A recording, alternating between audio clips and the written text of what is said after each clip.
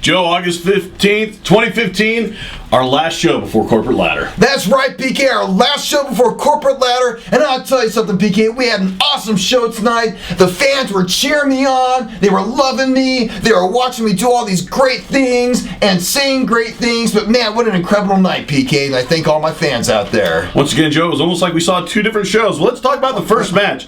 Gemini and Scorn versus Big Hungry and Kenny Osborne. That's right, PK. Gemini and Scorn versus Big Hungry and Kenny Osborne. A match that started off fast and furious, but PK didn't last very long, did it? No, because what happened was Vengeance came out, decided he wanted to make his presence felt, and attacked everybody in the ring. Lay waste. And then the Monster Z came out, and then they started fighting, and then the whole locker room spilled in to try to break it up. So our commissioner, Anthony Marinelli, Mr. Serengeti, comes out. And so he said, hey, you know what, we're turning this into a golden ticket battle royal, and the winner gets a golden ticket.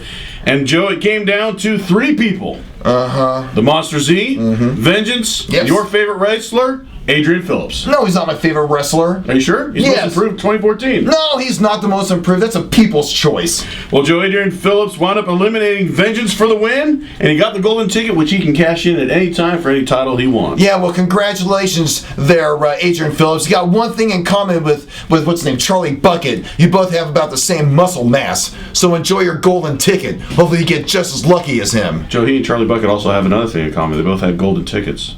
Big deal. Okay, just let you know, just say, you might want to read the book again. Oh, it's got a lot of pictures. Anyways, there was Jimmy Lee versus Alpha McFly. David Garrison came out and he calls out CEO Bobby Popham. Yeah. And he goes, McFly comes out, he's like, look, he's not. McFly comes out, he's like, look, Bobby Popham's not here. He's chicken. That's not what he said. He goes, I'm going to go ahead and represent him because I am the Ultimate Champion of the OSWA. So Garrison said, hey, why don't you face Jimmy Lee? That's so right. Even though he wasn't prepared, he went ahead and faced Jimmy Lee for the Ultimate Championship. And of course, who won? PK, that doesn't matter. No, it does matter. Who won? You got to tell our fans, Joe. You tell me who won. You don't remember? Yes, of course I remember. Then who won? Morley? No. Who won? Who got the pin? Alpha McFly barely eked out a victory. He hit a spear. Beating. He hit a spear, and he did take a beating from. It was truly a handicap match because no, it wasn't. From Cody Fairview and David Garrison. Your spin there, pal. Nah, Joe, the videotape will reveal. But ultimately, he hit the spear and he got the win, successfully defending his title in preparation for the Corporate Ladder match on August 29th. Yeah, enjoy that title for another 2 weeks before you lose it to Jackson Carter, Alpha McFly. Well, Joe, then we had a tag team match, Royal versus Keith Cage and Nicole Jackson. The Royal, PK. Remember that? The Royal. That makes it sound more regal. Okay, well, regardless, the Royal called out Keith Cage, who came out with Nicole Jackson. And Keith challenged them to a match because he's like, hey, you all took out Jamar Anderson, my tag team partner, so now I want to face you two guys. They're like, no, you don't have a partner. That's right. So Nicole Jackson stepped up. And she was. And Joe, I'll tell you something, she did a pretty good job. She wound up hitting a Hurricanrana on Patrick Samuels and when she blind tagged in. And ultimately, though, Keith Cage got tagged in and did pin, and he got the win. But then the Royal, being non-chivalrous, wound up attacking Nicole Jackson. That's right. And then after that, Ace Stryker, he comes out and exercising his powers as commissioner and nepotism, calls his brother out, who then pins Nicole Jackson for the 24/7 title. Nicole Jackson only has Keith Cage to blame. He was throwing a temper tantrum. Ooh, you stole my light. Ooh, you stole my spotlight. Forget it, Keith Cage. Get lost. Go home, watch your Whopper Room. You have no place in this ring, and neither does Nicole Jackson. She obviously took a beating because she chose to get in that ring with those men. She got taken out, and sure enough, someone seized on the opportunity and won the the 724 championship. 724 24/7 championship. Same thing. Anyways. Stop. Well, then we had Cody Fairview versus Bobby Lee. And what was interesting was, of course, it was once again a handicap match with David Garrison on the outside. No. So Bobby Lee, he hits his fishing maneuver, the hay bale, on Cody Fairview. What? So then Garrison gets up on the ring apron and starts distracting the ref. Yeah. So then Bobby Lee puts his arms over Cody Fairview and winds up holding it long enough for a 10 count to be called. So he gets up and he goes, grabs the ref and he goes, hey, you know what? What's going on here? So then David Garrison pushes the ref into Bobby Lee, and then Cody Fairview rolls him up and gets the win. Well, you know what? A win to win, buddy. And I'll tell you something, Bobby Lee, You know what? You took a beating. I think I would recommend you go back to what's that place he's from? Possum Spit Creek. Bucket. What was it? Possum Creek. Possum Creek, South Carolina, and continue your great career in hay baling. Well, Joe, then we had Jackson Carter versus Will Caution. Will Caution came out. He got injured in the Battle Royal. Did some damage to his left knee. Loser's limp. Well, Joe, he did put up a great fight because it was also for Jackson Carter's spot at Corporate Ladder. If Will Caution would have won, he would have faced Alpha McFly for the Ultimate Championship at Corporate Ladder. Yeah, but just as I predicted, guess who won? Well, of course. Jackson Carter. Jackson Carter There did we win. go. He made Will Caution tap out by doing a hold that put a lot of stress on that left knee. That's and unfortunately, Will Caution had to tap out, but he gave him a heck of a fight. He did. I'll tell you, I'll never deny it. Will Caution is a great wrestler. He's got a great streak in him, and I do see bright things for him. But I'll tell you something, PK, he just couldn't do it tonight. Tonight wasn't his night. It was Jackson Carter's night. On the gold for Jackson Carter in 2 weeks. And it doesn't hurt Jackson Carter that his competitor was already injured. Oh, PK, you know what? Do you have to bring that up? No, I'm just stating the fact. Loser's limp. That's all I gotta say. Well, then we had Ace Stryker comes out, and he calls out his brother Jack Stryker. Yep. Because we do have one more spot, apparently, for the Corporate Ladder match, which I didn't think was going to be there. And so he calls him out, and he goes, hey, you're taking on some guy named Donald Higginbotham. Yeah, he's a great wrestler. He's from the southern Mississippi circuit. Joe, I've never heard of this guy. Well, you need to school yourself more in the knowledge of professional wrestling. Well, the weird thing was, so this Higginbotham's guy's music comes on, which is Barbie Girl. So that doesn't make any sense. You must have stole that from Keith Cage's CD collection. Or from the one that you got in the CD deck of your car. No. So with Bette Midler. Anyways, what? Well, Joe, what was really interesting though was all of a sudden this Donald Higginbotham just doesn't show up. Oh, maybe so. Jack Stryker wins because he gets counted out. And now he's in the Corporate Ladder. I mean, once again, an excellent example of nepotism at its finest. Nepotism. Oh, PK, that's just an excuse.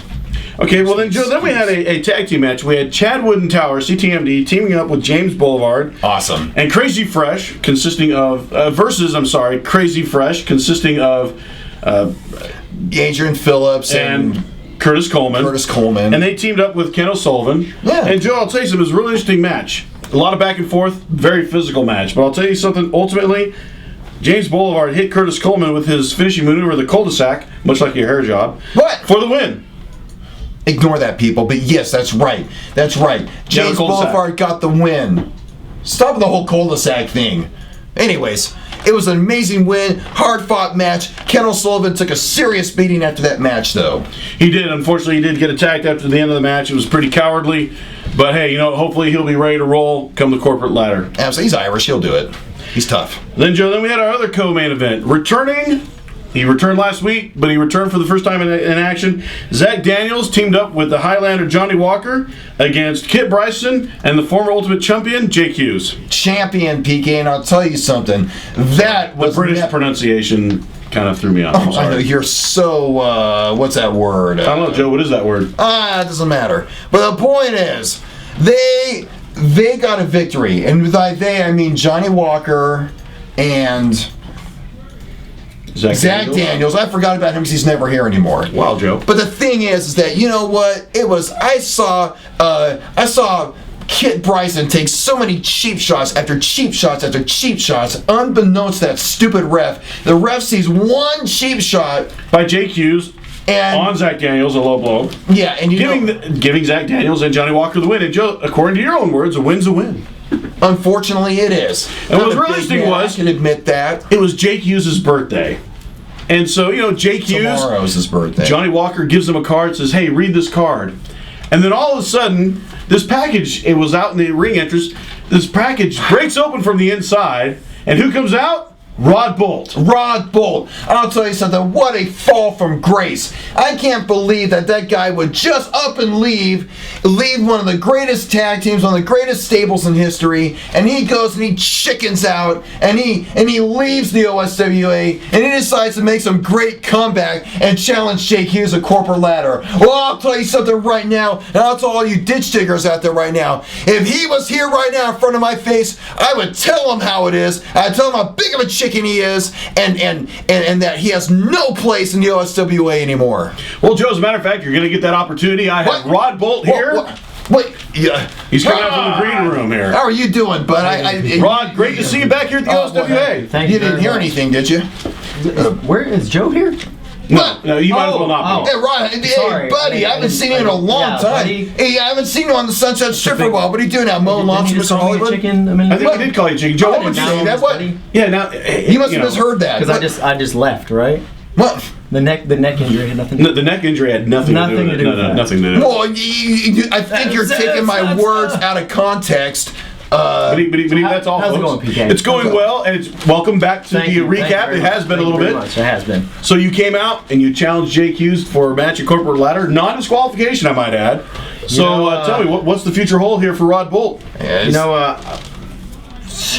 I'll be the first one to tell you and everybody that I'm not 100%. I'll tell you that right now. Okay.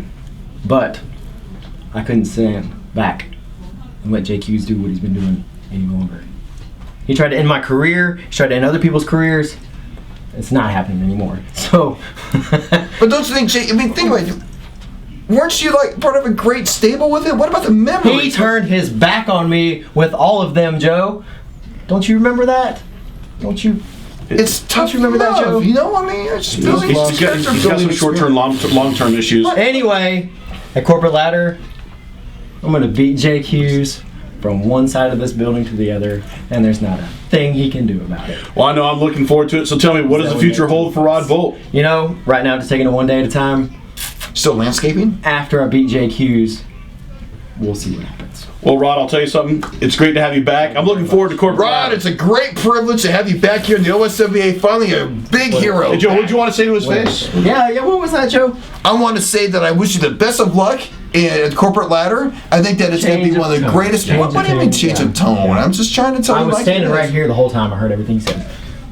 Well, I'll tell you something, folks. August Why didn't 29th. you warn me? Hey, I just because I love the look on your face, Joe. That's not funny. Well, I'll tell you something. August 29th, Corporate Ladder. It's our big show. We're looking forward to it. Doors open at 6. And, of course, bell time is 7 o'clock. Be here. I'll tell you something. It's going to be great. I'll be calling the action. You'll be there, calling some of the action. And hopefully we'll get his glasses fixed so he can call it appropriately. What? What? Folks, we'll see you August 29th.